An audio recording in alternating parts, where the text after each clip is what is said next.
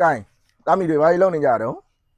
ပန်းရောက်ပြန်လာပြီ ပန်းရောက်ပြန်လာတယ်ပန်းကပါလေပန်းကုန်းလေးလား ဟုတ်ရွှေပန်းဝင် ဟိုလိုပန်းစီမအောင်လား ပန်းစီမရောက် အခုကလေးပေးဖို့ရအားလုံးအစင်းနှင်းဖြစ်ပြီလားကျွန်တော်ကလေးလာခေါ်တော့တာ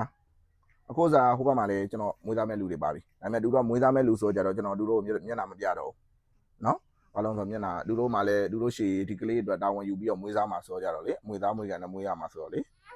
အားကြောင့်မလို့လေနော်မိမိတို့ဒီကလေးခေါ်တော့တော့မလို့ဦးကနော်ဘာတွေပေးပြရှိသေးတော့လို့သူ့တော့ဘာတွေစီစဉ်ထားသေးတော့ဘာတွေပေးအောင်မလို့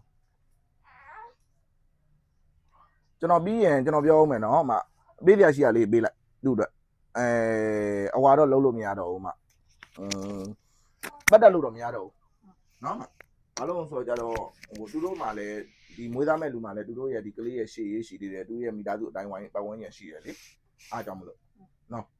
ကျွန်တော်ခဏနေကြတော့ကျမသမီးပြန်ပေးပါကျမသားပြန်ပေးပါလေဇာတ်တွေရှုံမှာဆိုလို့အဲ့လိုဒီကြောင့်မလို့နော်အဲ့လိုမရှုပ်ခံတော့ဘဲနဲ့ဒီကလေးကိုအမအတီးကကျွန်တော်စာချုပ်စာတမ်းနဲ့ရှင်းနေရှိရတဲ့အမွေသားမွေအဲ့လိုမျိုးလေးပဲ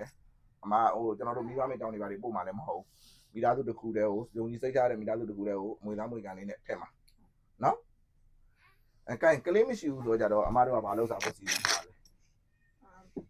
အဲ့လိုပန်းလေးပါလေးပဲပန်းကုန်းလေးနဲ့အဲ့ညပန်းလေးနဲ့ရောင်းပေါ့ ရောင်းမယ်ဆိုတော့အရင်ကြီးရရှိတယ်လား ရင်းကြီးရတယ်မရှိ အရင်ကြီးရမရှိဘူးဖျားပန်းရောင်းတာအပြင်ဘာတွေလောက်ကင်စားတတ်တယ်တော့ ဘူးဘာကလောက်ဆိုင်စားတယ်ဆိုသမင်းတော့ချက်ရောင်းတယ် သမင်းချက်ရောင်းတတ်တယ်ဟုတ်ပြီအဲ့ဒါဆိုရင်ကျွန်တော်ဒီကလေးကိုခေါ်တော့လိုက်မယ်အမတို့လည်းစီပွားရေးကိုပြန်ပြီးတော့အဝါဖြစ်လို့ရတာပေါ့နော်အလုံးတိုင်းမြင်ပြီးစီစဉ်ပြီးမလားဟုတ်ပြီအဲ့ဒါလေးလာယူတာဒီကလေးယူတယ်ဆိုတဲ့အကြောင်းလေးလည်းမှတ်တမ်းလေးလာယူတာနော်ပေးလို့ရပြီလားဘာတွေပေးအောင်မတော့ကလေးတော့က